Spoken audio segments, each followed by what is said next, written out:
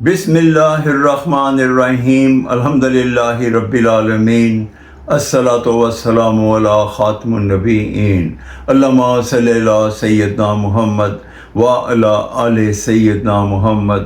السلام علیکم ورحمۃ اللہ وبرکاتہ۔ میری آج کی حدیث سنن ابن ماجہ 908 نمبر۔ دو جہانوں کے سردار سرور ذی شان محبوب رحمان عز و جل نبی کریم حضرت محمد صلی اللہ علیہ وآلہ وسلم نے ارشاد فرمایا، جس نے مجھ پہ درود پڑھنا فراموش کیا وہ جنت کا راستہ بھول گیا۔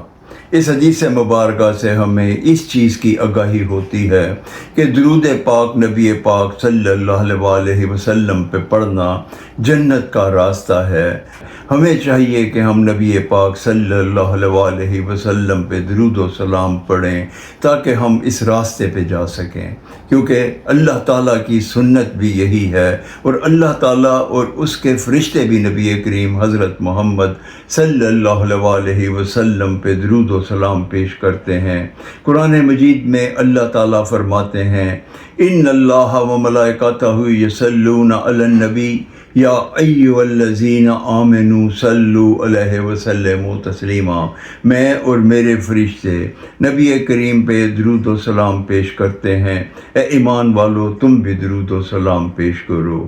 اس سے ہمیں دو فائدے ہوں گے، ایک ہم اللہ تعالیٰ اور فرشتوں کی سنت کو پورا کریں گے، اور دوسرا ہم جنت تک پہنچنے کا راستہ پا لیں گے۔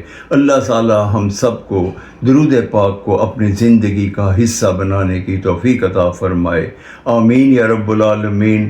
السلام علیکم ورحمۃ اللہ وبرکاتہ۔